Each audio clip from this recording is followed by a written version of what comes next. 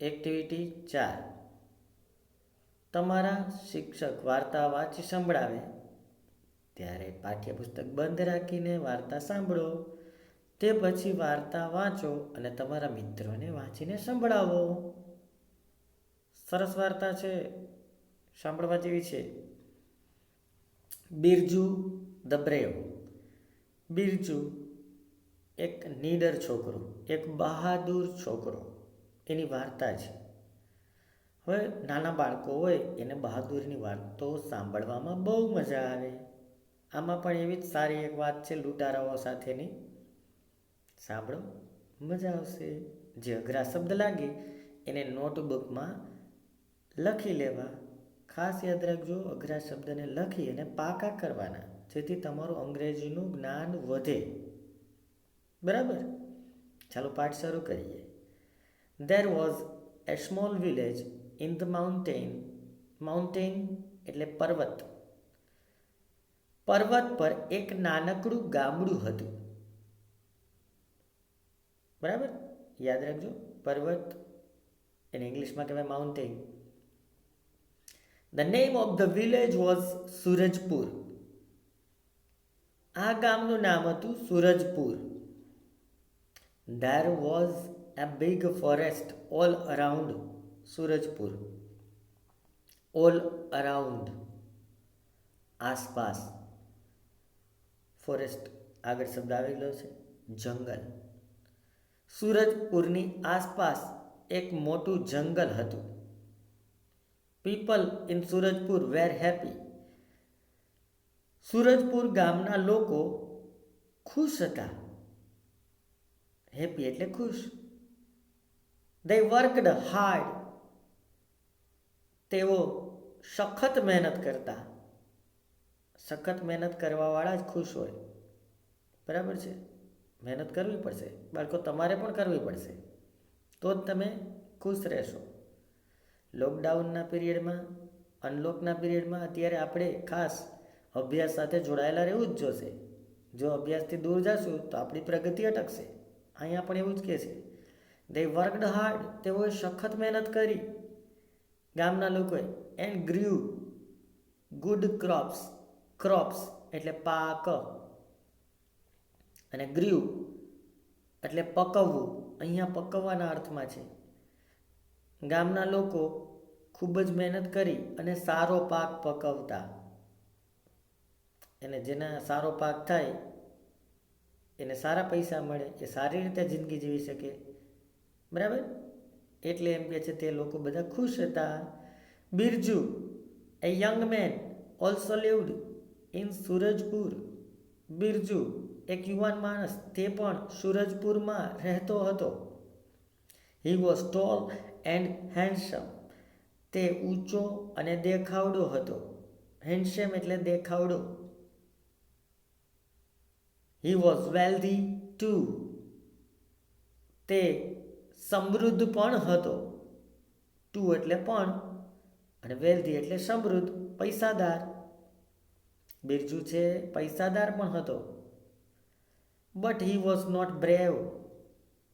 પરંતુ બિરજુ છે એ બહાદુર નહોતો. He was afraid of even a mouse. તે એક ઉંદરથી પણ ડરતો. તે એક ઉંદરથી પણ ડરતો. અફ્રેડ ઓફ એટલે નાથી ડરવું. શબ્દ કામના છે, લખજો. હું 2 વાર બોલું છું, લખવાના છે. અફ્રેડ ઓફ એટલે નાથી ડરવું. He never went out at night. Never એટલે કદી નહીં. તે રાત્રે કદી બહાર ના નીકળતો. ઘણા છોકરાઓ આમાં પણ જે સાંભળતા હશે એ પણ એવા ડરપોક હોય કે જે રાતના બીક લાગતી હોય બહાર નીકળવામાં.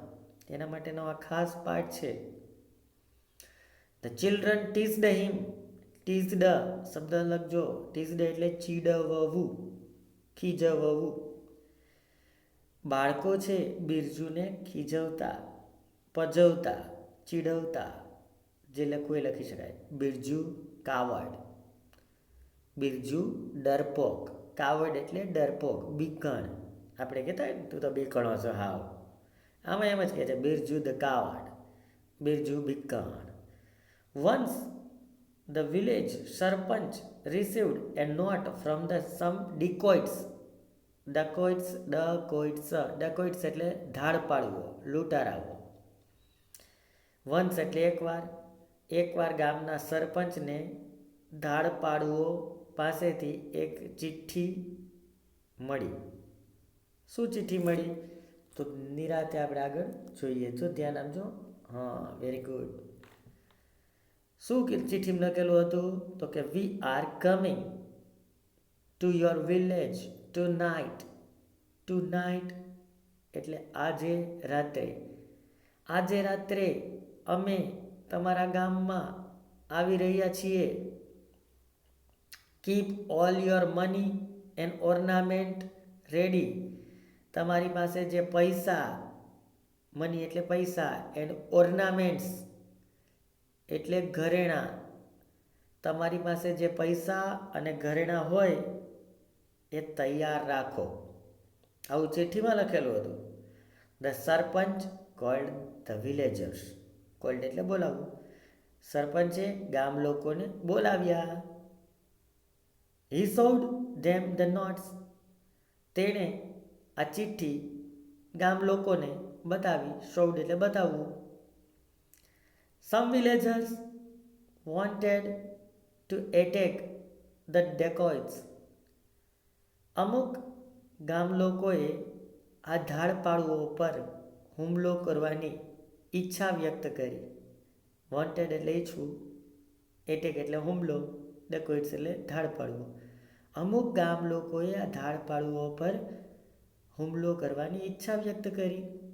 સમ અધર સેડ, અને બીજા ગામ લોકોએ એવું કહ્યું, we shall trap them. Trap એટલે ફસાવવું, આપણે તેને ફસાવીશું. Birju was also there. Birju પણ આ ગામ લોકો સાથે હતો. He stood up and told the sarpanch. તે ઊભો થઈ અને સરપંચને કહ્યું. સ્ટૂડ એટલે ઊભો થવું. Sir, don't worry about the dacoits. સાહેબ, લૂંટારાઓ વિશે જરા પણ ચિંતિત ન થશો. ડોન્ટ વરી એટલે ચિંતા ન કરવી. I will teach them a lesson. હું તેમને, લેસન એટલે બોધપાઠ, હું તેમને બોધપાઠ આપીશ અથવા તો બોધપાઠ શીખવીશ. બરાબર છે. હવે આગળ જોઈએ. જો અહીં એક આ ચિત્ર આપેલું છે. લૂંટારાઓ નીકળે છે, દોરડું બાંધેલું છે, લોકો સંતાયેલા છે, આવું ચિત્ર છે. ચિત્ર પછી શું કહે છે? The villagers લાફડ. ગામ લોકો હસવા લાગ્યા બિરજુની આ વાત ઉપર. ધ સરપંચ સેડ, એટલે કે સરપંચે કહ્યું, વોટ? શું? You will teach them a lesson. શું તું તેને પાઠ અથવા બોધપાઠ શીખવીશ? Birju, you are afraid of even a small mouse. Sarpanch કહે છે, બિરજુ, તું એક નાનકડા ઉંદરથી પણ ડરે છે. How will you teach them a lesson. તું કેવી રીતે લૂંટારાઓને બોધપાઠ આપી શકે? બરાબર છે. આપને ખબર હોય કે નાના નાના છોકરાઓ બહાર બીતા હોય, બાવો આવે તો પછી એને રોટલી દેવા એ ના જાય, કારણ કે એને બીક લાગતી હોય. એના જેવી વાત છે. બિરજુ નાનકડા ઉંદરડાથી પણ ડરતો. હવે એ લૂંટારાઓનો સામનો કરવાનો, એને બોધપાઠ શીખવાની વાત કરે છે. કોઈને મગજમાં ના ઉતરે. બિરજુ રિપ્લાઇડ એટલે જવાબ આપવો. બિરજુએ જવાબ આપ્યો. શું આપ્યો જવાબ? Give me 10 strong young man. કે મને ગામમાંથી 10 તાકાતવર માણસો આપો. 10 તાકાતવર માણસો આપો. I have a plan. મારી પાસે એક યુક્તિ છે. પ્લાન એટલે યુક્તિ, યોજના. મારી પાસે એક યોજના છે, એક યુક્તિ છે. The sarpanch agreed. સરપંચે એગ્રીડ એટલે સહમત થવું. ભાઈ સરપંચ હતો તે બિરજુ સાથે સહમત થયો. એગ્રીડ એટલે સહમત થવું. He asked 10 strong young men to go with him. સરપંચે 10 તાકાતવર માણસોને કહ્યું કે તમે તેની સાથે જાઓ, ગો વિથ હિમ, તેની સાથે જાઓ. આફ્ટર સનસેટ, સૂર્યાસ્ત બાદ, સૂર્ય અસ્ત થયા બાદ, Birju and his friends gathered at village gate. Birju અને તેના મિત્રો ગામડાના બાર ગેટ પાસે એકઠા થયા. ગેધર્ડ એટલે એકઠું થવું, ભેગા થવું. They carried a bundle of wires and sticks. તેઓએ તેની સાથે લાકડીઓ અને દોરીઓનું બંડલ લીધું. કેરીડ એટલે ઉચકીને લઈ જવું, ઉચકીને લઈ ગયા. They tied the wires to the trees. તેઓએ આ દોરીઓને વૃક્ષો સાથે ચુસ્ત રીતે બાંધી. ટાઈડ એટલે બાંધવું. એક્રોસ ધ રોડ એટલે કે રોડની બંને તરફ વૃક્ષો હોય, એટલે કે રોડને પાર કરવા માટે વચ્ચે બંને સાઈડ વૃક્ષો હોય, એ બંને સાઈડના વૃક્ષોની વચ્ચે દોરી બાંધી, જેથી કરીને રોડને એક્રોસ એટલે કે પહેલે પાર ન જઈ શકાય. એક્રોસ એટલે પહેલે પાર જવું, ખાસ યાદ રાખજો. એટલે કહે છે આમાં કે રોડ પાર ન કરી શકે એટલા માટે એમ કે છે ત્યાં દોરી બાંધવામાં આવી. Then they hid themselves behind the trees. Hid ભૂતકાળ છે, હાઇડ, હાઇડ એટલે સંતાવવું, એનું ભૂતકાળ હિડ. ત્યારબાદ આ બિરજુના મિત્રો છે એ વૃક્ષની પાછળ, બિહાઇન્ડ એટલે પાછળ, વૃક્ષની પાછળ જાતે સંતાઈ ગયા. It was dark. અંધારું હતું. They did not see anyone for a long time. ઘણા બધા લાંબા સમય સુધી કોઈને તેણે જોયા નહીં. લેટ એટ નાઇટ, મોડી રાત્રે, the dacoit came on horseback. મોડી રાત્રે ધાડ પાડવો ઘોડા પર બેસી અને આવ્યા.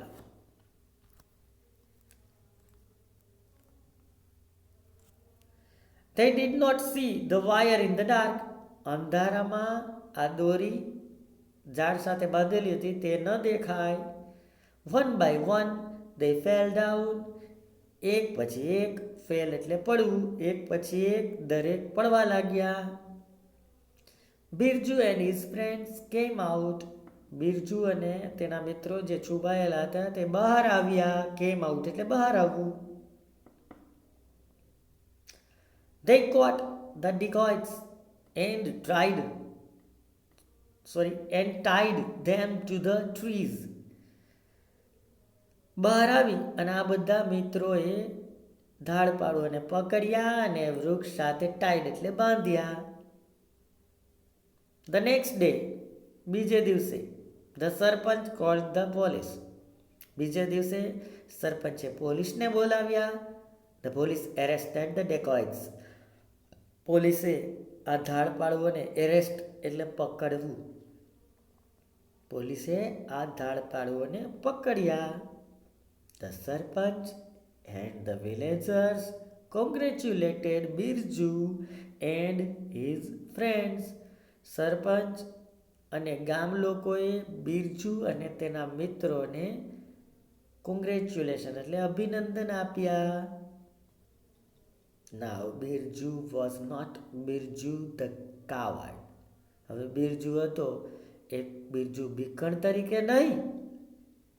He was Birju brave.